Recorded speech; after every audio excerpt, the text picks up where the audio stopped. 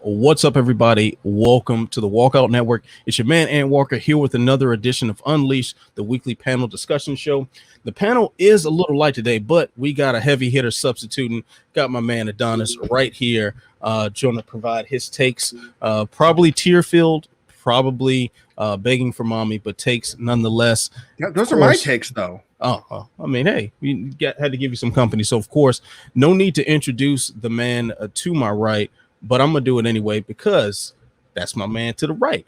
Jay Petrie, the associate editor of SureDog.com, the man with the stats, the facts, the figures, and the numbers. How you feeling today, brother? You know, I'm doing just fine. I'm sure we're going to have a third in the relative future because we have some very interesting open-ended topics to talk about, especially one that we will get to very shortly, that is a breaking news story as of the recording of this broadcast. But first, I wanted to give a little. What's the opposite of a shout out? Like throw some shade on it, almost. Yeah. Let's throw some shade. That'll work. Like, I can understand why Mr. Duffy isn't able to join us right now, because this weekend was a chock full weekend of combat sports, and not even counting the boxing event. I mean, I'm counting BKFC because that was big enough. More MMA adjacent than traditional boxing. Yeah, and Jorge Masvidal was in the building, so that's right. That kind of they got it, I guess. There were 62 fights this weekend with UFC, Bellator, PFL, Rizin, and BKFC, and holy smokes, it was an endurance trial. So I can see that the stat of the week being 62 is a good reason to need a breather. All right, well, definitely a good stat of the week there. Now, we initially were planning on starting the show where you'd say Ciryl Gane versus Alexander Volkov, a very dominant decision win by Ciryl Gane, and for a swing or miss, like, did he pass the test and prove himself as a legit heavyweight title contender? Before we could hit record today, though, the UFC answered that question for us via Brett Okamoto of ESPN. Now, August 7th, UFC 265, there will be an interim title contested between Derrick Lewis and this weekend's victor, Ciryl Gane. So the swing or miss, Jay, this is the right thing to do. Swing or miss. Miss. All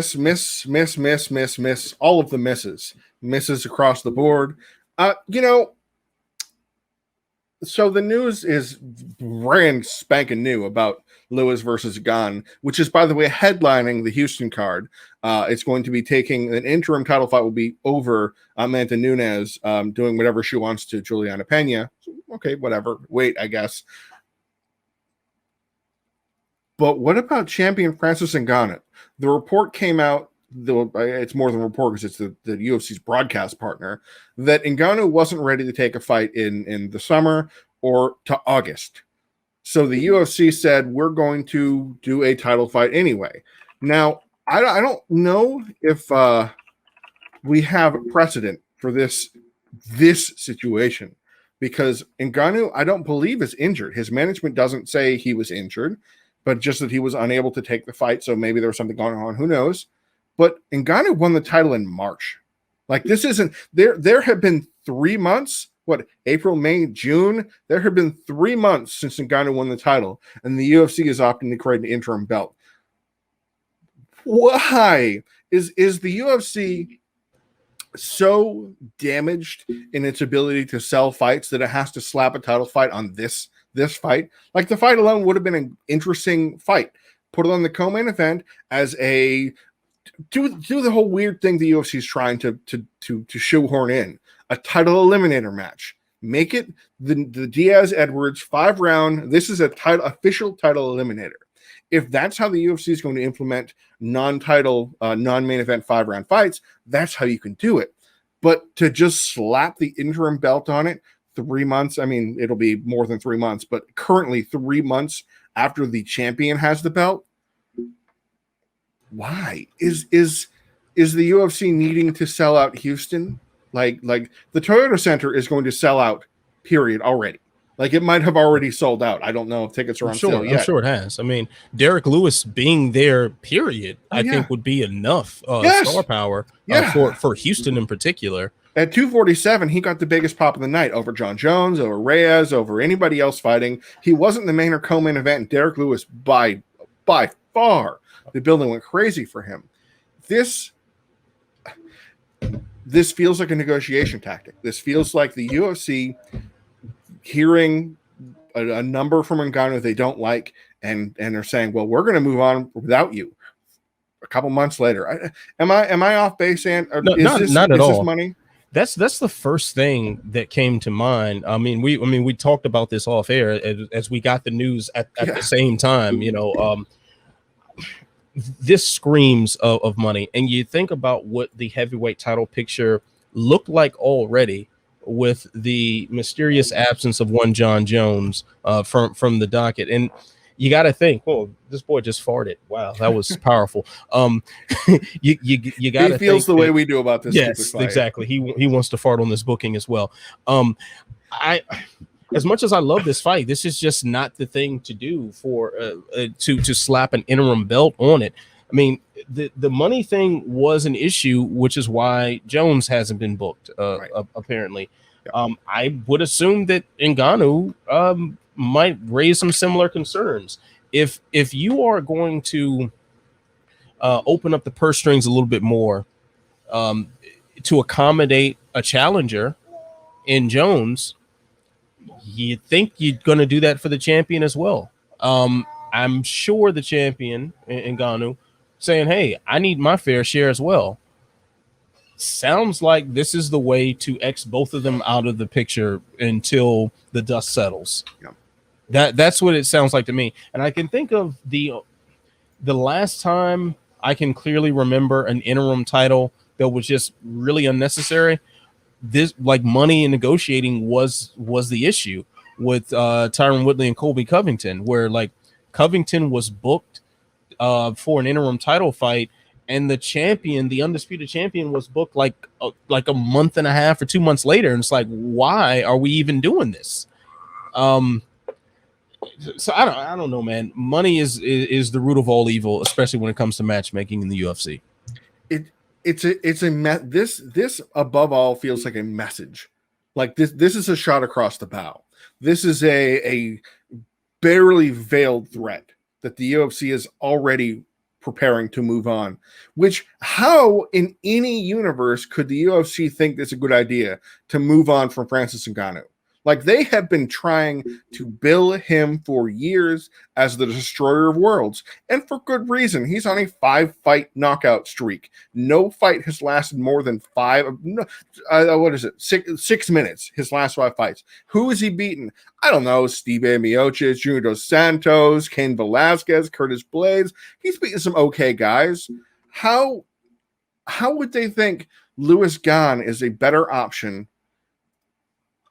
They were already, this is part of the report from Akamoto. UFC was already planning on making Lewis Ngannou, so I guess they had already moved on, or Lewis Ngannou 2 had moved on from the John Jones fight because money, obviously, and are moving on again so soon. I was initially going to miss on Ciryl Gane being ready as a title contender, and I say that knowing what he's done and actually picking against him. I thought Volkov was going to do what Gane did to him, and that didn't come to fruition. And Gane absolutely impressed me. There's no two ways about it. But I felt like he needed a little more top-level seasoning before he's ready for Francis Ngannou. It's like skipping to the boss right after like the second stage. Man, no, sir, I don't like it. See, the issue here, I mean, beyond just the fact that interim title is just totally unnecessary in this case, the problem that Ciryl Gane is facing, excuse me, buddy, let daddy keep his hat on. Thank you, fella. Thank you. The problem that Ciryl Gane has now is that you've beaten too many people that are notable to take a step backwards. It doesn't make sense to book him against a Tai Tuivasa right now, although experience-wise, that's probably where he should be. Like, that makes more sense as far as building a fighter. But you've gone up too far too fast, and we're in a position that say like, I mean, granted, it worked out in his favor, but like Chris Weidman or I don't know. I don't know if you. I'm sure you can think of another example faster than I can. But certain people, when if they ascend too fast, like you have nowhere else to go, and he is in that position. I mean, I guess it's probably better that he face a Derrick Lewis as opposed to Francis Ngannou. Not that either fight is safe. I mean, you're playing with fire either way. So, I mean, for Ciryl Gane, I'm happy for him in the sense that yes, he can realize a dream very quickly, much more quickly than the rest of the roster would ever achieve. But man, this is a tall mountain to climb for someone who's had 9 fights. Yeah. I think last time we talked about him, it was. I want to say he had somewhere around like 23 rounds maybe in his professional MMA career. So now that's gone to like 28 or something like that. Like this is a man with very few rounds in. Yeah. Man, fighting Derrick Lewis, Francis Ngannou, John Jones, or pretty much anyone that you can put in that upper echelon of the heavier classes with that little bit of ring time, that is a tall order. The UFC definitely painted themselves into a corner by pushing Gane the way they did. I don't know if it was a result of trying to have like a UFC Paris card and having Gane versus Ngannou for all the French marbles. I could see that being some sort of a thing because UFC wants to go over to Africa as well, so it's not out of their own possibility. But the way that the UFC kicked him up the ladder. I talk about this often, that the UFC can kind of snake its way up the division. I mean, Ciryl Gane's number 3, and he's beaten top 10 Rosenstrike, at the time, top 10 JDS, but that was kind of questionable, and top 5 Volkov. It doesn't take you a lot to get a shot at the title at heavyweight. I think he's on a 6-fight win streak in the UFC, and he's looked impressive. He hasn't lost, more than a round or so, maybe 2, maybe 3 at most. So he's looked very impressive, but he's stuck because he only has a couple people ahead of him. Stipe's not taking that fight. Lewis, I would never have thought Lewis would take that fight unless, hey, there's a title attached. So now Lewis is taking that fight. But then you go to the Blades and you go to the Marcin Taboros and you go, ooh, that doesn't feel right because he's already up here. To get up here and then have to fight your way down, that's a tough ask. But it would behoove him to do this because a loss, a bad loss, and or a knockout loss to Lewis or Ngannou, that can change your career.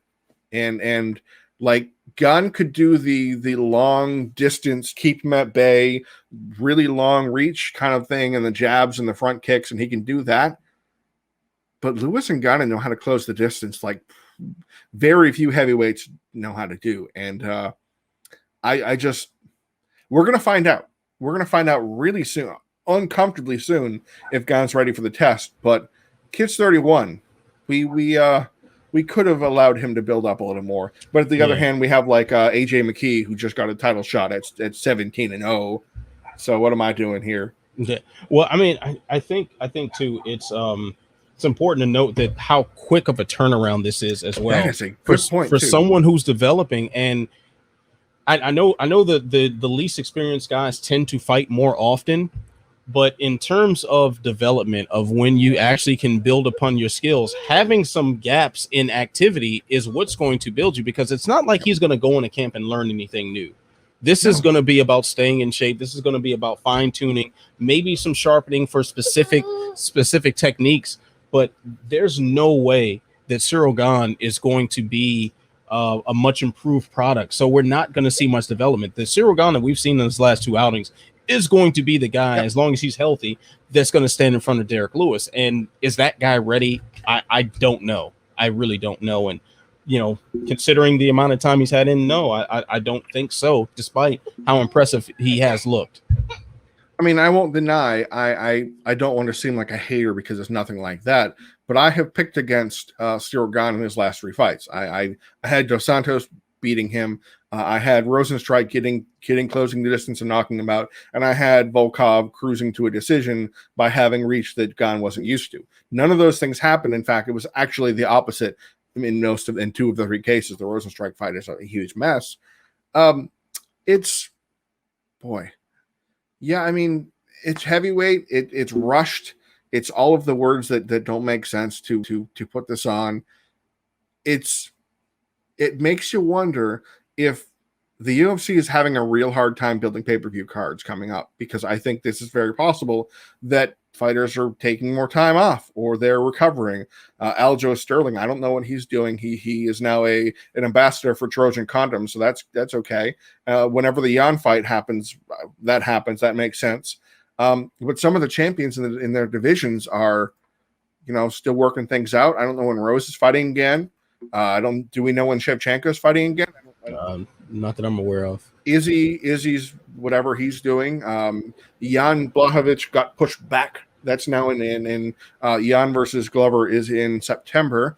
Usman, I don't know, because there's been all those questions. It's a tough landscape because the UFC has to populate 6 more pay-per-views this year. Yeah, and I don't know if they have 6 more champions ready to go. Yeah, this is sort of a product of having this hyperactivity as far as the schedule is concerned. You got to have bodies put in place. You've got to have people ready to fight, and quite frankly, that's a tough ask of a roster. Even an inflated roster. Out of that inflated roster, only a few of them are going to be considered draws, are only going to be worthy of pay-per-view main event status or even co-main event status. So it's just.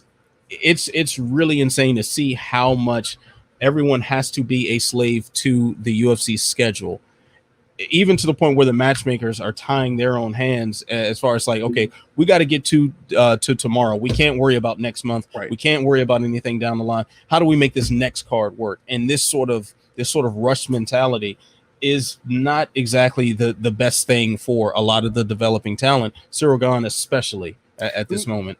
I mean, you remember how we talked about, we've had this discussion time and time again, how short-sighted the UFC can be. I mean, look at UFC 261. How many title fights did that have? Because it wasn't 1. That was 3. They could have easily spaced things out a little better, but decided, let's give the VyStar Veterans Memorial Arena 3 championship fights. I mean, they all worked fine. They were all crazy knockouts. But, this is what you get. This is what happens when you overstuff events, and then have to kind of deal with the rest of it. Like we joked, and we were not inaccurate. Like the wreckage after those big mega cards, the next few fight nights are the number 8 guy versus the number 14 guy as the headliner, and there are 2 more ranked fighters on the card, and then we're kind of dealing with it. This is another symptom of that. This is, oh crap, we have a pay-per-view. We promised Houston we'd bring it there. Nunes versus Pena was not a big enough fight.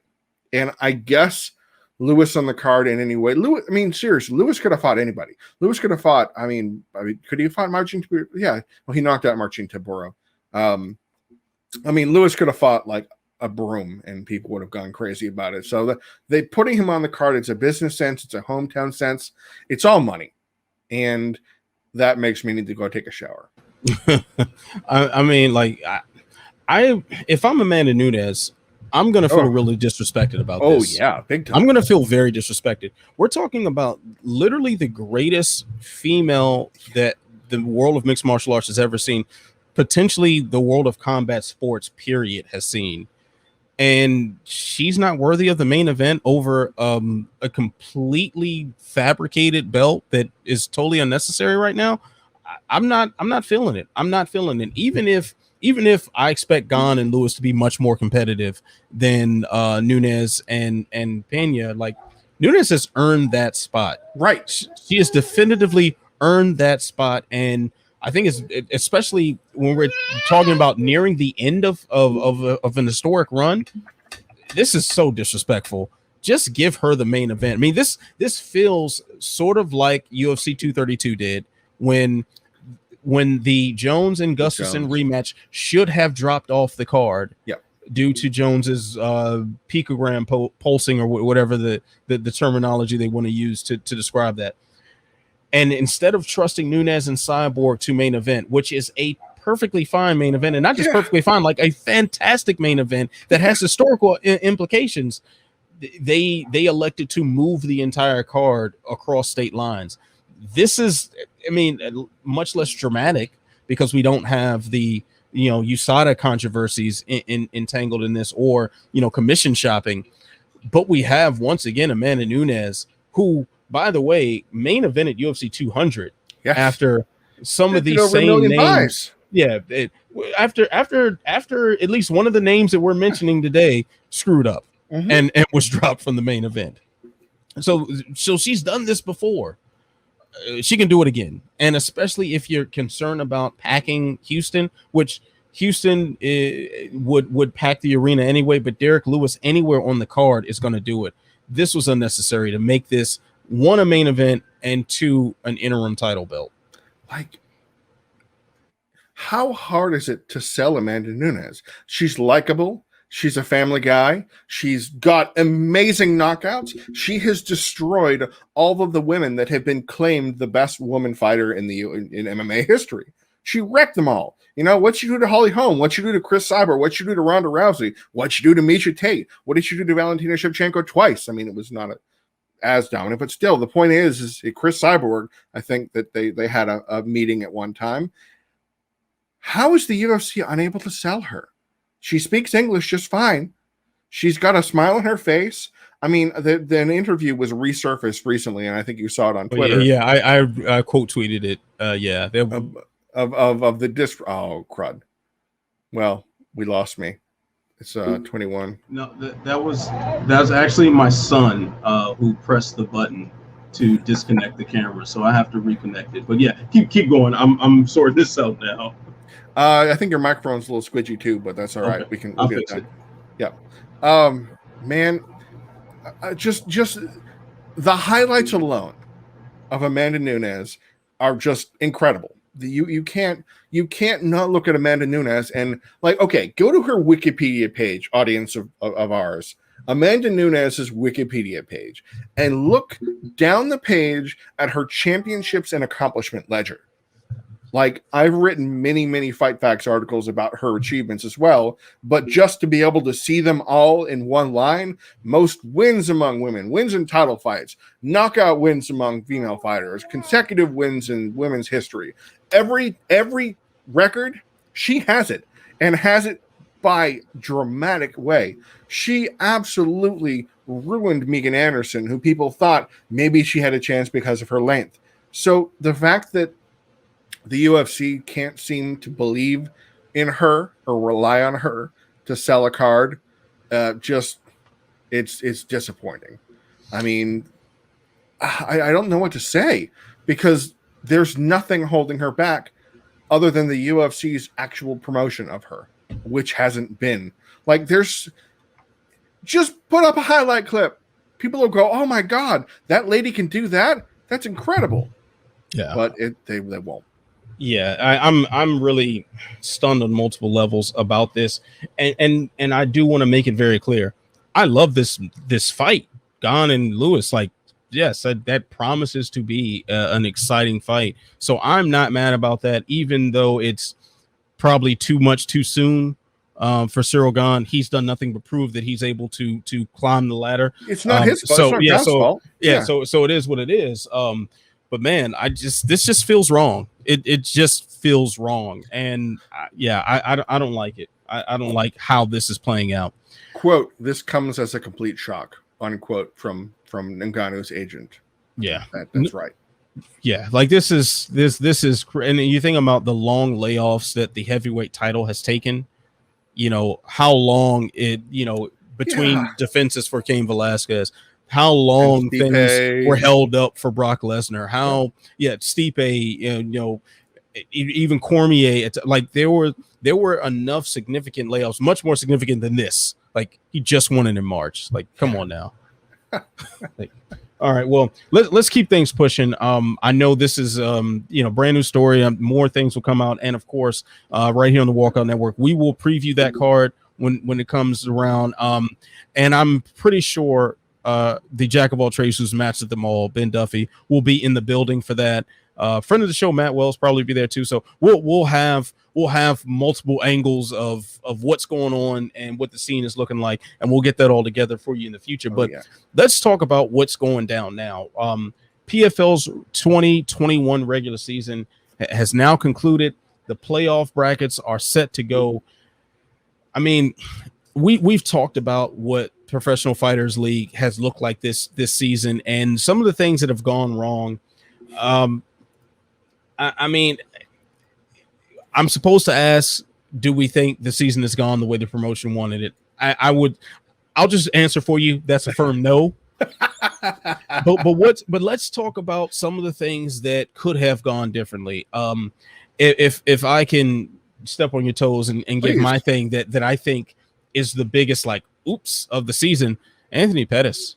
Such a marquee name, a guy who was the face of mixed martial arts for a brief period. Got a Wheaties box right up there. Exactly. I mean, the Wheaties box, the Showtime kick, the high flying style, the nice suits, like Anthony Pettis, the incredible haircuts too. By the way, Anthony Pettis for a significant period of time was the literal face of mixed martial arts to the mainstream. He was a pound for pound top 5 guy. Yeah, and this is a guy who's still on the UFC level, still very competitive. Like, he definitely took some tough losses, but keep in mind, like, he went out on a fantastic win against Alex Morono. Yeah. So we're not that far removed from him flatlining Wonder Boy, who is deserving of a title shot in the welterweight division. So with him coming up 0 for 2, I mean, I think this is the biggest egg on their face. Jay, what's the biggest egg on PFL's face this season for you?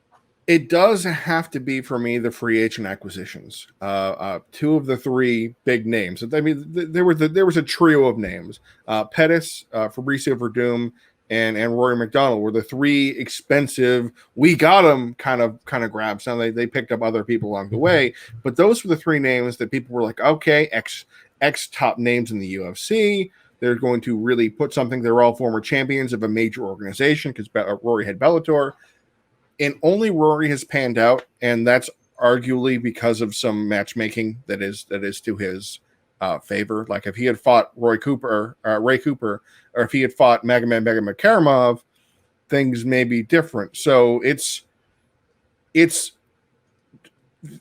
you can say that Rory has worked out for them because he is in the playoffs. Like, remember what happened with the Gleison Tebow thing. Like, he won the fight, got robbed, lost the thing, but he still made it into the playoffs because he tapped out Curtis Millender in the first round. So he was able to kind of hold on by the skin of his teeth. PFL has had more flourish and less substance. It's been all dessert and no dinner. It's been just everything is trying to be fancy and look at the smart cage. I'm going to call it a smart cage because it's the smart cage, so it's smart, and it's a cage, so it's a smart cage. PFL intern, listen to our words. You don't have to say it every 5 minutes. That's actually my favorite part about the smart cage. So sorry to interrupt. That it is repeated again and again and again. The way the UFC says the octagon, they say smart cage just so casually in the commentary, and I laugh every time. Fantastic. Okay, it is funny, but it's not funny because of the reason it's supposed to be funny. It's funny because you're just like, oh, and then billions and billions of people are watching one championship. Same kind of comedic stylings. PFL sent out a press release talking about how this season has gone. Let me pull it up for you and see if I can read it off because it is a gem. It is in the very bottom. It is kind of an about the league kind of statement, just like a PFL is the first and only regular season sports format. But they said something that I believe it's demonstrably false, just comically false. PFL roster, just PFL, not the PFL roster. PFL roster, capital R, is second to none, with 25% of its fighters ranked in the top 15 of their weight class. So obviously that's not the case. So I don't know how they're saying that, but I'll say it again. PFL roster is second to none with 25% of its fighters ranked in the top 15 of their weight class.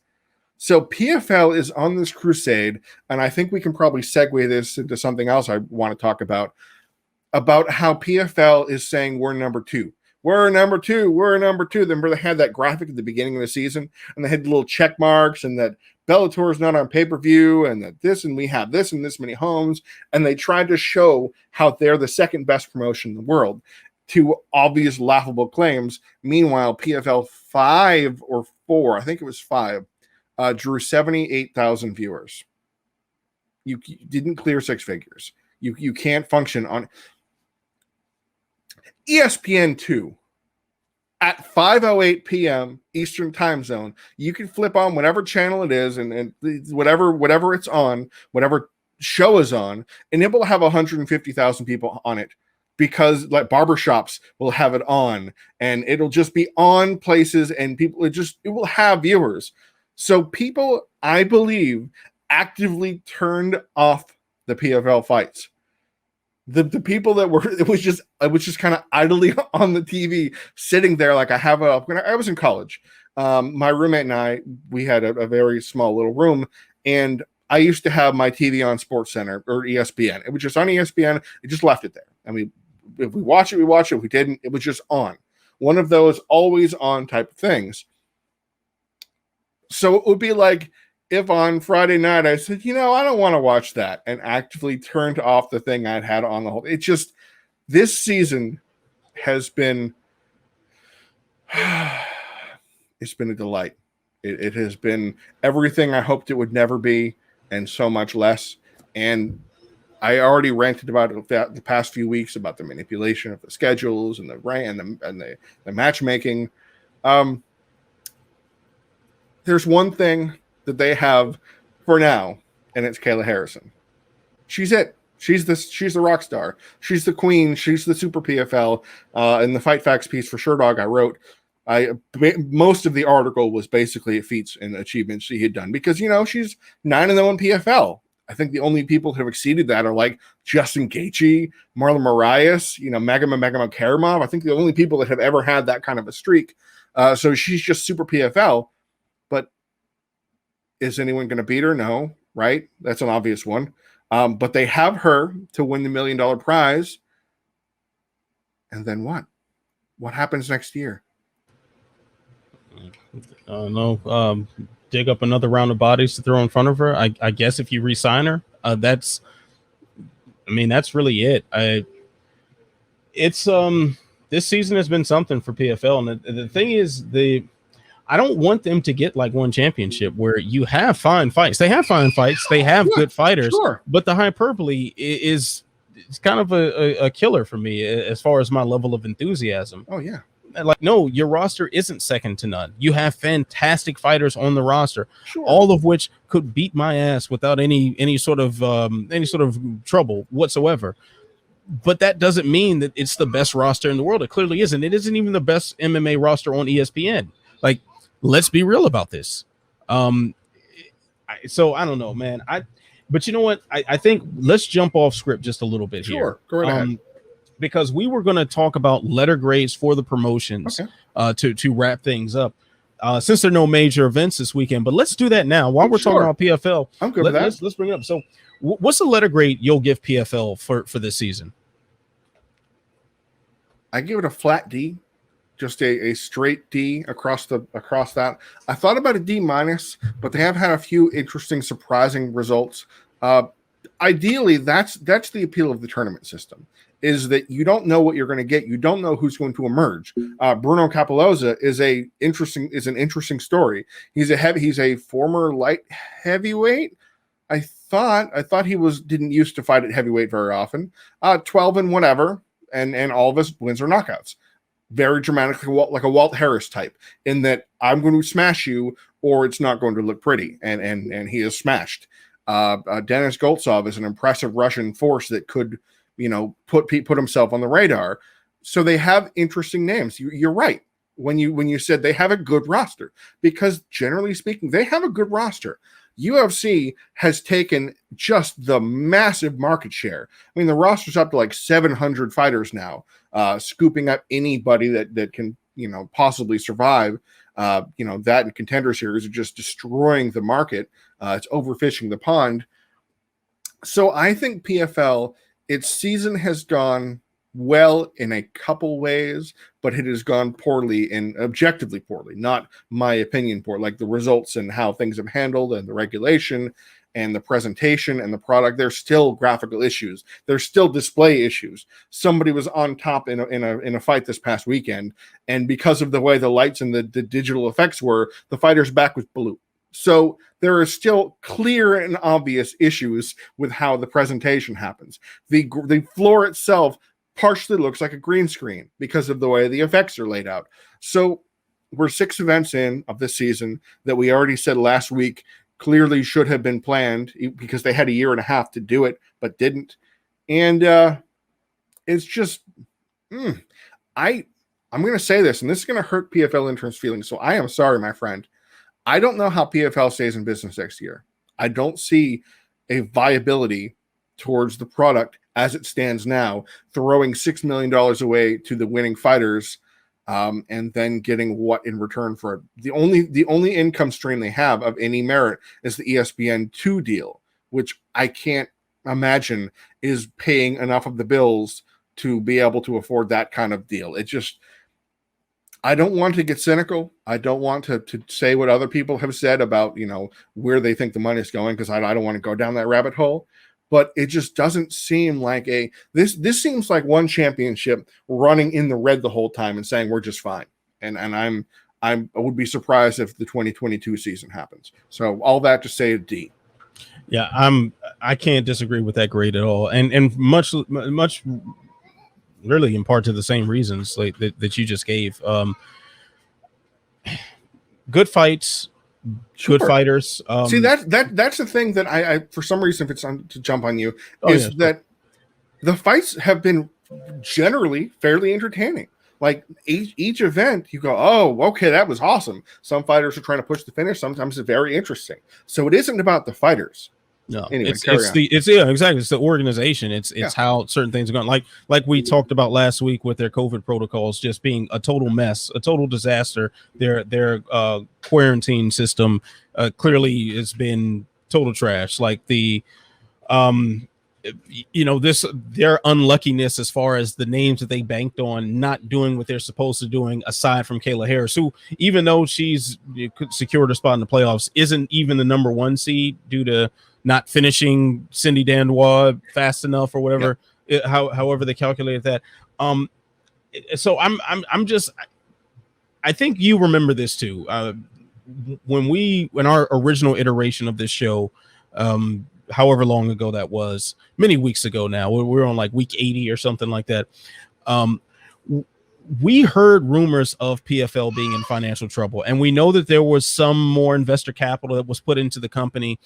But at some point, you got to have a return on that investment. Right. And it doesn't seem like that ship is turning around. And I seriously doubt, sitting on the shelf completely for understandable reasons for 2020, I doubt that's helped them at all. I doubt that's instilled any additional confidence in the product as a money-making machine. Right.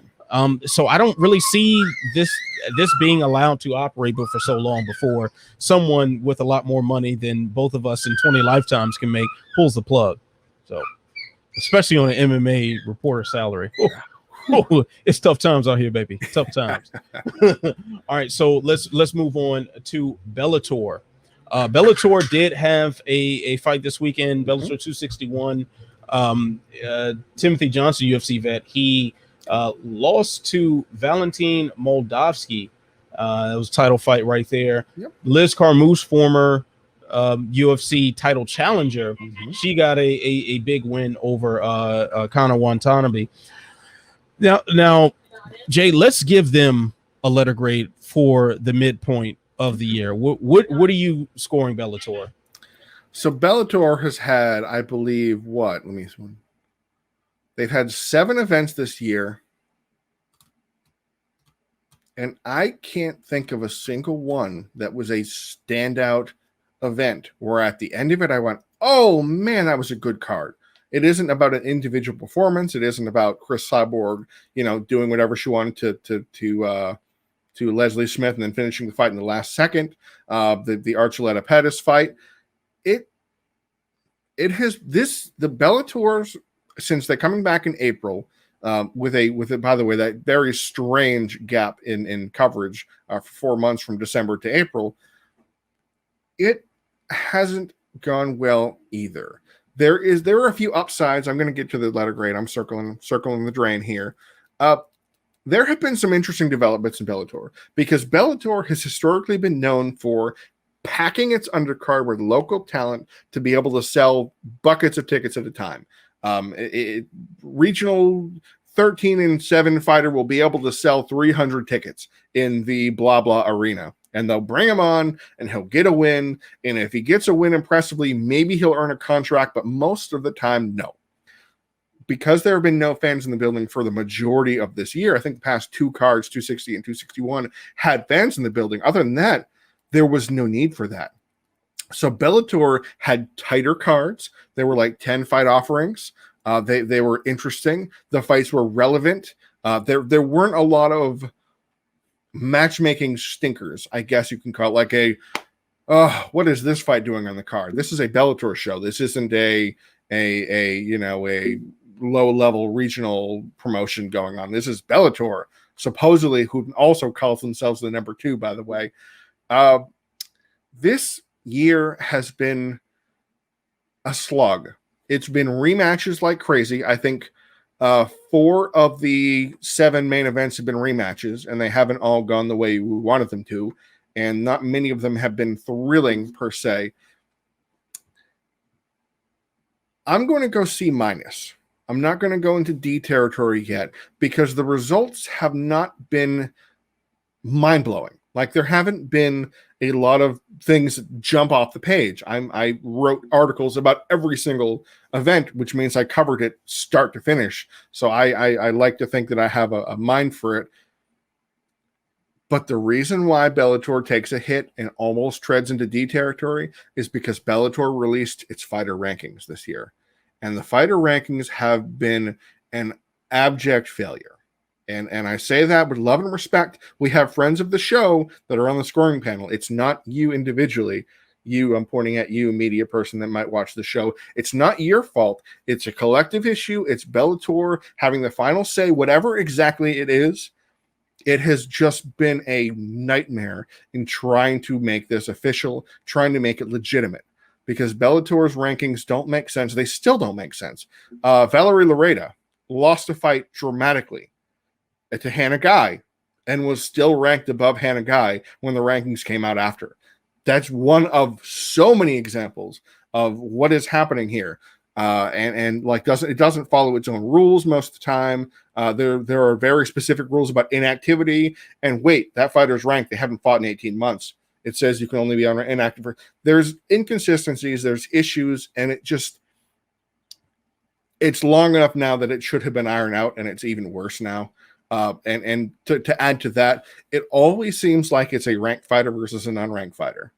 And that, what's the point of rankings if you're not going to matchmake the rankings accordingly? And then suddenly have a number 5 person get destroyed by an unranked debut fighter. It just C-. I'm going to be a little more forgiving to Bellator. I understand. I'm going to go. I think I'm gonna go C+. Okay. And I agree with a lot of what you said. I think their ranking system is total trash. Like the inconsistencies and just the ridiculousness behind that. I would run from the hills if I were any of the media members that were, that were on that panel. Just get out of Dodge, because this ain't going to end well. But I do think, and I think what the problem that Bellator has is that either things are fantastic or they are so skippable that it doesn't even register on the radar. That's a good point. Now, maybe that's more so my personal perspective, since I don't do this full time and I don't do this as much as I did, say, 2019, that I have to, due to my, taking care of my family, whatnot, I have to pick and choose what I watch more often. And more often than not, unless you're talking about the main card, I'm not tuning into Bellator like that because I don't have the time to watch the 3-6 fighter versus the 1-0 guy. I don't have time for that. In an otherwise very busy schedule, even just a busy fight schedule. But the thing that elevates Bellator, I think, is that when it's good, it's really, really good. Yes. And we're talking about like Pitbull. We're talking about AJ McKee greatness. Like, see, I'm looking forward to that, but I didn't score that yet because it hasn't happened yet. Yeah. Well, I mean, even not necessarily those two clashing, but their presence, period. Okay. What they've done has been just fantastic to watch. Sergio Pettis, I think, another big bright spot for the promotion. So you have some guys that stand out individually, and it's like, wow, this is amazing to watch. Like, this is the highest levels of mixed martial arts outside the UFC, and I'm loving every moment of it. And then the rest of the card I could do without, and it doesn't really matter as much. And that's fine. That's fine. If I think Bellator knows what they're doing. They're putting out a product that you can pick and choose from, and it's fine. It's okay. So I'll give it a C+ because it's doing what it's supposed to do, despite some of the things that have gone wrong. I'd like to very briefly revise my grade to a C because I didn't take into account the fact that they're on Showtime, and I think that boosts them. You know what? I didn't take that into account either, but still a C+ for me. But the Showtime thing is great. Yes. The Showtime thing is absolutely great. So yeah. Oh, you know what? Before I forget, another plus for PFL, their commentary team. Their commentary team is probably the best in the sport. Yeah, it's great. Probably it the best. Legitimately great. Yeah. All right. Let's see. Sean O'Connell is a play-by-play guy. I will never be able to say enough good things about the guy because of what he did in this season he participated. You remember that? Oh, absolutely. He served by play-by-play in the prelims, suited up, geared up, wrapped his gloves, went out and fought a couple hours later after play-by-playing for a couple fights. Yeah. Anyway. Yeah. Salute to that guy. All right. So now next up, one championship. What grade are you giving one championship? It doesn't pain me to say this, and I will not take nearly as long to break this down. One championship gets an F for me. And I don't say that lightly. I say that because F is also standing for fiction. Now, one championship has done the very unusual broadcasting strategy of just deciding to tape delay fights and hold on to them until they feel like showing them. This has happened repeatedly, where an event, I think it was called Empower, fell apart. Due to COVID situation. I'm not making any less of that. This is COVID requirements, I suppose, except for the fact that every major promotion in the country doesn't have this or in the world doesn't have this kind of obscure, bizarre, I'm going to tape 40 fights one night and then air them across the span of several nights. It doesn't work. And besides that, the practices are even shadier than they usually are. The Eddie Alvarez situation, I may yet write an article about the inner workings about the situation. I believe Eddie Alvarez should have won the fight, or at the very least, a no contest. I do not believe he should have been disqualified for it. However, as one of the many people that works adjacent to Sherdog Fight Finder, it's not my call. I don't make the call. None of us make the call. Any of the Mike Fridley, editor-in-chief, doesn't make the call on what the result should be. That's not our game. We're neutral. We're by the book. This is how it is, and this is how it was. So the ref made the call. Bad call, but it was the call. We're not going to ever step in and go, I don't agree with the call. I'm going to change it that way because that doesn't work. No. And then one championship decided, we're going to make an independent panel made up of our employees and overturn the result. What? Yeah. That's not how it works. That's not how independent works. And forced it through, and there it is. When you have fighters that you don't know when they're fighting, when you have fights that happen that I know the result of the fight before it is airing live, and you can bet money on these fights, you're failing as a promotion. Because if you know that Rug will win by second round knockout because it was already posted in his hometown in Africa, then obviously you're doing something wrong here. If you, the organization, think that this is working out this year, you maybe need to reevaluate things. Because why, if this is the only way to do it, why are you the only one doing it? Yeah, F all the way, like all the way, for the same reasons you're stating here. I mean, the competition committee, absolute garbage. What a joke in a sport that in a real sport, in an actual sport that is sanctioned, that is regulated in everywhere else. Like what a total sham to have the promotion itself, which already had employs, like literally employs the officials. And we've seen inconsistent judging, inconsistent refereeing for stars. My daughter is clearly upset with this as well. Good reason too. Yeah, she is furious. What a joke. And then the tape delay thing on multiple fronts, because I live in Los Angeles, in the Los Angeles area, and fights that are already pre-recorded are tape delayed here. Yes. Despite being on TNT, despite me paying, however much a month, it was $65 a month I paid for YouTube TV to be able to watch live programming. But I can't even watch that live, even though it's supposed to be live, but it's tape. This is stupid. We're going down like an Inception level of complication and foolishness behind taped and live. The idea that you also have taped fights and you're hoarding them, like we're talking about a letter grade for 2021. Who knows if these fights even took place in 2021? Without going too far down that rabbit hole. I mean, there was an event in June, on June 11th. There was an event on May 28th, composed of fights that happened in February. Exactly. So I'm like, how stupid is this? And then even the whole song and dance, like the dog and pony show of the fighters themselves on their Instagram page is like, oh, wish me luck this weekend. Although the fight was like 2 months ago. Like, get it out of here, man. One championship gets a firm F. And yeah, I mean, I want to retroactively give them Fs for a lot of the other stuff they've done, but this is like the worst, in my opinion, is this whole taping fights thing. All right, Rizin, what ranking are you giving Rizin? See, Rizin, I had a whole issue with Rizin because this past weekend, Rizin in Japan has always been able to produce a product that is entertaining beyond it. Always, I've said this earlier, it always outkicks its coverage. Like, it is way more entertaining than it may have the right to be based on the relevance of the matchups, based on the product itself. This weekend was not one such weekend. Rizin definitely failed miserably, whether it was the no contest due to a head clash to ruin the tournament and try and bring it back on track. There have only been 3 events going on so far this year with Rizin.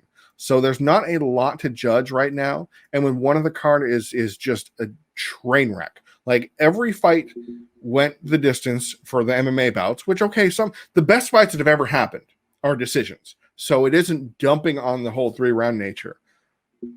I don't want to mince words about this. Kenta Takasawa, Masakazu Imanari was one of the worst fights I have ever seen. And I have watched a lot of fights. I have watched Severn Shamrock 2 more than one time. I have watched Lewis and Gane more than one time. You can name them. This was on the level of Nate Quarry versus Caleb Starnes. It was, and I feel like I'm being too harsh on Rizin because of this one event, but a recency bias will ruin it. Masakazu Imanari rolls, the leg lock god of all things. That's all he can do, and he's great at it. I think he has one knockout just by like an accidental up kick. He's 45, he has no chin, and yet he was walking the guy down going like this. Hands by his waist, if you can't see, bobbing his head back and forth, sticking his tongue out because the guy was afraid of him for 15 minutes. I want to see what Rizin is going to do successfully. There were multiple champions who mid-event took to the center of the ring and said, please get me a fight. I want to fight soon. Let me fight. Let's go. Come on, I'm ready. And the next event is in September. So Rizin is obviously COVID is a real issue over there, and Japan, because Japan has internal fighters, but there are also fighters from the rest of Asia that come to fight in Rizin. So I will give Rizin, despite the failures of this past card, I will give it a B- because I know what it's trying to do. And I respect that it's trying to keep things going and survive. I don't feel comfortable about Rizin's long-time viability. These cards are tough to sell, tough to push, they're tough to market. It's fairly clear that Rizin is mostly interested in the Japanese audience, the Japanese demographic, and any international audience that buys a pay-per-view. Great, we'll take it, but that's not the priority. So if it relegates itself to a more regional organization, like I think it's kind of sliding down, like how Invicta FC has no longer, I would be comfortable saying it's a major in the level of the others. If Rizin is going to do that, that's fine. If they're doing what they're doing to survive, I'm also okay with that. And I cut them more slack than I do One and PFL, because Rizin, at least they're trying.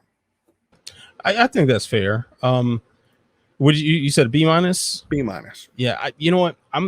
The thing is, I agree with everything you're saying, but I have to give a different grade simply because I don't get to see a lot of the product just because of the time. That's a good thing, because you'd have to stay up all night, because I have to stay up all night. Right. I mean, I'm going to give them an incomplete, and that's more so my fault. Like it. I like it. But at the same time, though, I think maybe that's a plus on their side, that I haven't seen it. Not that they want to limit the audience, but that they cater to who they choose to cater to. And that's that. They aren't, rolling out the red carpet for the American audience and forcing their core audience to stay up in the wee hours of the morning to watch the product. So I think that's good for them. They're doing what they need to do to get through a pretty rough time. However, I will say the knock on them right now, I'm sorry, baby. the knock on them right now, in my opinion, though, is that they're leaving a lot on the table. Yes. And maybe in a world free of COVID, we would see them do the things that Rizin should be doing. To the idea that Anderson Silva has not been signed to fight Fedor. Right there. It's there. It's there. The fact that Vitor Belfort is out there doing whatever he's doing and about to box Oscar De La Hoya. Get this man in Japan and let him roid it up and fight. I do think that they are leaving money on the table here when you have sort of the high level names. Like, we've seen a lot of high level names released from the UFC recently that would be perfect in Japan. Oh my God. And they haven't been picked up. And maybe that's the result of, them trying to save money while they're going through a tough time as far as the world is concerned, and just keeping things in-house as much as possible. I understand. But if we get through this pandemic to where life is relatively back to normal, and they're not picking up some of these names and more, I expect more names of the caliber to be available on the free market, then they're really making a pivot in the bad way, in my opinion. But I'll give them an incomplete due to my inability to watch with more consistency. Well, I will say something that I will take to my grave. If we don't ever get to see Anthony Pettis fight with soccer kicks allowed, we have done something wrong. You know what? If we, of all the people, I feel like he would be a soccer kick. Just I like, you can see like both of the fights that he had in PFL that would just add that little cherry on top. I don't know. I wouldn't be mad at him in Crookshank. I think that'd be great. I'm not mad at that at all. Yeah, that just sounds like fun. Yeah. So like these things need to happen. All right. So now, of course, the big fish right here, the UFC. What letter ranking are you giving them? I want you to start. I want you to lead off with this one. Oh, my pleasure. I'm going to give them a B. Mm-hmm. And I want to give them much higher, and I want to give them much lower as well. The UFC is clearly looking out for the UFC, as you'd expect most businesses to do. I do think that they have put themselves in at times a disadvantaged position, but monetarily it seems to be working out quite in their favor. Like the TV deals that they've signed have left them just throwing content out constantly. I mean, you as the key play-by-play guy for Sure Dog have more than enough on your plate every weekend. I know when I was a member of the Sure Dog team, like how much work went involved to every single weekend just for the UFC. Oh yeah, like just for this one promotion. God forbid Bellator have a card. God forbid there's a high level boxing match. God forbid that one championship actually has a live fight. Like there's so much going on with just the UFC. I think the thing is the Apex Center is one reason why, probably the main reason why I'm going to give them as high as a grade as they have. I mean, an in-house production studio / arena / training facility, like they've reached like this holy grail of how to run an MMA promotion as far as making a good TV product. They've done it, and really the timing on it has been spectacular. Granted, a lot of this bleeds into 2020 because that's when they first really put the Apex Center as their key place to stage like real fights outside of the Contender Series. But man, it's been perfect. I mean, they do deserve some credit for bringing although I disagree with the mentality behind it, for bringing full arenas back to mixed martial arts. They and even I don't think boxing filled the arena. I know they had the arenas open, but I don't think did boxing sell out an arena. I think the Canelo fight. Texas. Yeah, I think Texas. But I thought they were limited capacity, but I could be wrong. Me in the comment, kill me in the comments if I'm wrong. But they deserve credit for that. They do deserve credit for creating some of the craziest moments in combat sports, like the Rose Namajunas knockout, like Kamaru Usman's beautiful parry to the two. There have been some spectacular things that we've seen from the UFC. Now, on the things that make me want to that should be an A+, but bring them down to a B, and maybe even should bring them down lower.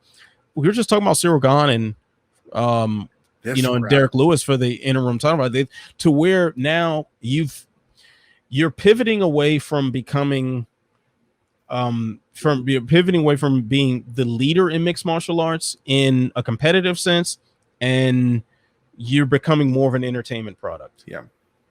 And I don't like that. I don't like the idea that we have fighters that are, fighters like, like Anderson Silva getting sort of the way he got pushed out the door, the way JDS pushed out the door because he didn't want to take a short notice fight. Like things like that make me sick to my stomach. I think that's pretty disgusting. But if I'm just judging the fights themselves, they do still have the best talent in the world. They do still consistently put together fantastic cards, even with at times limited resources and shuffling pieces around in ways that we can't quite quantify because they're so complex and varied. So I'll give them a B, but man, maybe pay John Jones. I don't know. Man, I am just as right there with you as I possibly could, because I was thinking about this one coming into this was the toughest one to grade, because on some parts it's an A. The big moments are the biggest moments, and that seems redundant, but no, really, the Oliveira knocking out Michael Chandler, the world in the MMA world just lost it when that happened. Usman Masvidal, come on, moment after moment after moment that other organizations haven't been able to replicate. Kayla Harrison styled on Cindy Dandois. There was nothing that Dandois offered at all to be competitive in this fight in any way. It was a hyper impressive performance for an undefeated fighter, Olympic gold medalist, all the things you want to do, but it's a drop in the bucket compared to any other big moment that happened this year. The Francis Ngannou becoming champion thing. The highs of the UFC are so much higher than every other promotion, and it isn't simply just some sort of a homerism or like a Teep to the Junk is screaming right now because he's like Bellator and Rizin matter and UFC is overrated. It's they matter. You feel it internally. I get that excitement when I watch the big fights that I don't get when I watch the big fights elsewhere. Like I'll have that feeling probably for the first time with Bellator this year when Pitbull and McKee fight, like because that's one of those watershed moments for the promotion that you really get to see is Pitbull the now and future king, or is AJ McKee he the guy? That kind of thing where the UFC has a lot of those moments and they continue to put them out and you go, okay, this is more interesting. So even though I may whine and complain sometimes about how exhausting the UFC cards are, I run the Sherdog play-by-play. There was an event recently that I ran almost 17,000 words in one day. 17,000 words. Look up how much that is, and then look at how much that would be in a 7-hour span and see how preposterous that is. So I may be grumpy and whatever, but when we want to talk about second to none rosters, we are not talking about PFL or any of those guys. We are absolutely going to be talking about the UFC, but there are so many decisions the promotion makes that the short-sightedness and the fact that the Ultimate Fighter is an actual thing again. I have seen every regular season of the Ultimate Fighter, all of them, every one of them. I haven't seen parts of Latin America. I haven't seen all of Tough China. Some of the episodes are harder to get to. I don't think I saw Brazil 2. I've seen every one of the Ultimate Fighter seasons. I haven't watched a single episode this season. It's little things that chip away at the product that should be at the top of the mountain that kind of knock it off of its highest post. It's still far and away. I mean, if you do the World MMA Awards, of course UFC's Promotion of the Year. That's not even what moment in any organization has even held a candle to one of the top 5 the UFC's had. You just can't. And that's okay because it's just how it is. But all of the boneheaded moves, the uncomfortable decisions, the posturing, the lack of respect for fighters, treating them more as interchangeable numbered assets, all of those things that we have complained and maligned about for years are still accurate.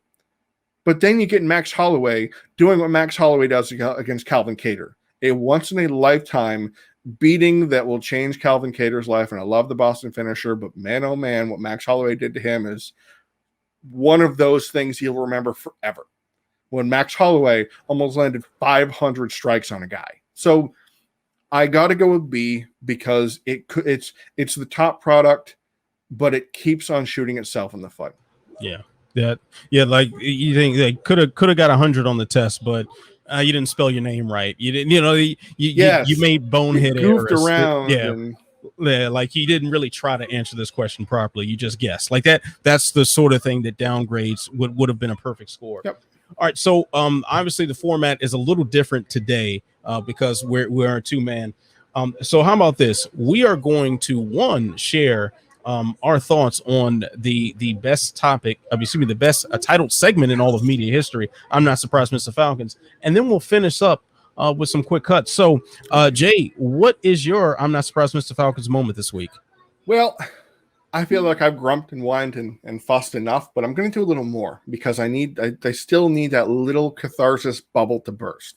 The stat of the week, as you recall, were 62 for the number of fights in the 5 promotions that I ended up having to cover this weekend: UFC, Bellator, PFL, BKFC, and Rizin. Big, long weekend.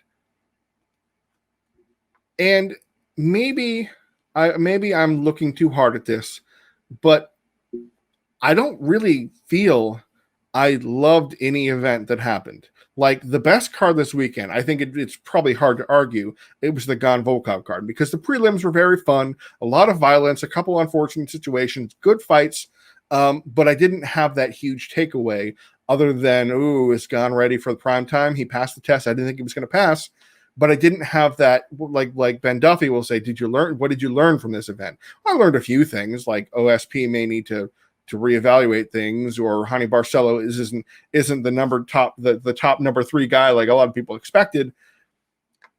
But most of the weekend was a slog. We had moments, and that was the problem that I faced this week, because I expected there to be 1 or 2 or 3 major things that I go, oh my God, totally worth it.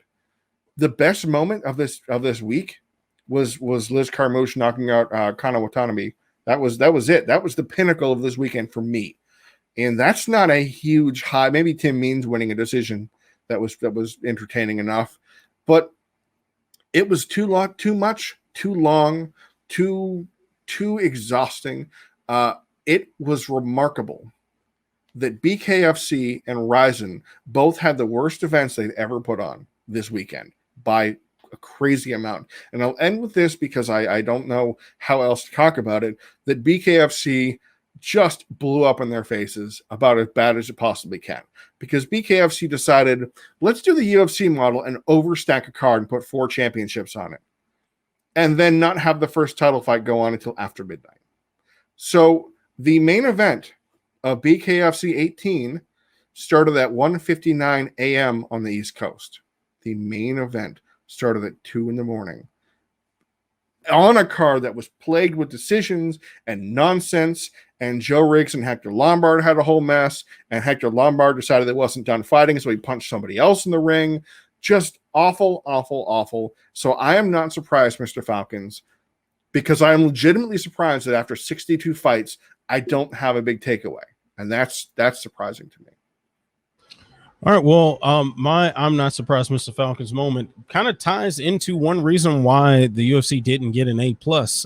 That is coming courtesy of UFC. Let me weight class. I want to say she's a flyweight. Yes, she's a flyweight. Sarah Alper, who is scheduled to fight Erin Blanchfield at a fight night on I think it's September 18th. Is when her next scheduled bout is. Well, that sounds all fine and well, except for the fact that this young lady is on a GoFundMe page trying to get fans to donate so she can actually have a proper training camp.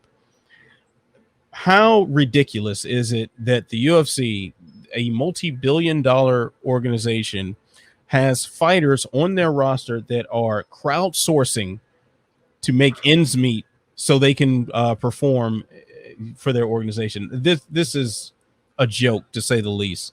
So, yeah, but I'm not surprised, Mr. Falcons. All right, Jay, so we're going to wrap things up here with quick cuts. You're going to have 1 minute to answer a question for me. So, Kazakhstan's Shavkat Ramonov, 14-0, 14 finishes. Why isn't this man getting the Khamzat Chimaev treatment? The UFC is doing itself a disservice by not pushing this man. He's 26 years young. He's from Kazakhstan, which is a region that doesn't have a ton of representation on the major stage. He's incredibly exciting. He hits hard. He submits hard. What isn't a selling point for this guy? I will not understand why the UFC chose Chimaev over many other fighters on the roster. He's fought twice so far in the UFC in the span of about, I'd say 8-9 months. So he's still active enough to be okay. And he's exactly what they want in an international star. So this is crazy that he's not getting the push, because he deserves it like few do. Absolutely. Oh, wow. And you got like 10 seconds to spare. So you have a very, very nice, succinct argument. So that means I will be taking a minute to answer a question here. And I'm feeling a consistent theme. So I'll start the clock again once we read the question. So halfway through 2021, the UFC has already tied its record for the most eye poke stoppages in a year. Ooh. What's it going to take for the UFC to make a change? At this point, I think it would mean Dana White himself would have to get poked in the eye. Like that's the only thing that's going to change. It's like we've seen throughout the course of mixed martial arts, we have seen, especially in the UFC, we've seen horrific eye pokes We've seen we've seen like Anthony Johnson and Michael Bisping and like people who've had like detached retinas and all sorts of crazy things. Like, Michael Bisping doesn't have an eye. Yeah.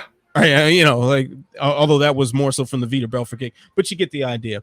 Like eye injuries have been a consistent thing in mixed martial arts, and it hasn't stopped, despite the fact that there are clear solutions to this. You guys bought Pride. The Pride gloves, no one ever got their eyes poked to that level of severity, or at least that consistently. Just use the Pride gloves. This is all about money. Once again, this is all about the UFC trying to make money. They've had designs that have been shown to them, but they want to own it, and they don't want to license it, and they want to keep all the money for themselves. Therefore, the roster goes blind. So, man. So, well, Jay, we don't have any major fights going on this weekend, at least in mixed martial arts. I'm sure there's a boxing card that I'm neglecting. So once again, kill me in the comments if I'm neglecting the sweet science. But that means, I mean, we got Independence Day coming up. Anything special you're doing for July 4th? Well, I'm going to kind of take a load off because it's been a real, I mean, even though it's only been 3 or 4 UFC cards in a row, they add up pretty quickly. And I mean, 62 fights this past weekend. I'm going to say it again because it's a very important stat. That's a lot of fights to absorb in your eyeballs and then process and try and calculate and see how they're going to go. The implications, what do you want to talk about? There's a lot to it. The only event in town, so to speak, is an LFA card that is, I don't know where, and I don't know where, and I don't know when. I don't know enough about it, which I feel like I should. And I love you, LFA. I love you. I have seen every event except for the ones you did not let me watch because you didn't have a broadcast partner. I may not watch this one live. I instead, and this is going to happen on Wednesday, and you're cordially invited if you'd like to join us, will run a movie night where we will watch Independence Day. Oh, the 1995 classic, 96 classic. You know, Welcome to Earth. Yeah. There we go. So I think this weekend, I don't know, I'm gonna be changing diapers. I mean, that's pretty much every weekend for the foreseeable future for me. And maybe my wife and I will catch up on some shows we've been watching on Netflix. We got watching this one called Behind Her Eyes. It's been pretty interesting. I think we got one episode left on that. I started with the second season of Black Summer. It's nuts. Oh my God, I'm all into that. But yeah, so I'm just catch up on some binge watching, man. I'm gonna probably grill up a steak or something and sip some whiskey, man. Chill out. So that's it. And quite honestly, this household doesn't celebrate July 4th. Okay. Yeah. I celebrated Juneteenth. So, you know, so this is what we doing. So I'm gonna wear some Black Panther Party stuff. Love it. And eat some steak, chill out, enjoy some time to just relax. And that sounds that'll perfect. be that. Yeah, man. Well, that's going to do it for this edition of Unleashed. Shout out to the absent Ben Duffy who just hit us up.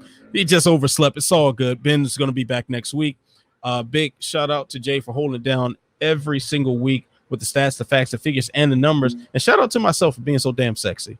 Yeah. So, yeah, there we go. So check out our work. Jay's on Sherdog. I'm on MMA on Point in the Body Lock. And like, subscribe, share, tell a friend to tell a friend, tell that friend to tell 10 more friends. Stay beautiful, stay positive, stay sexy. I'll see you when I see you. Peace.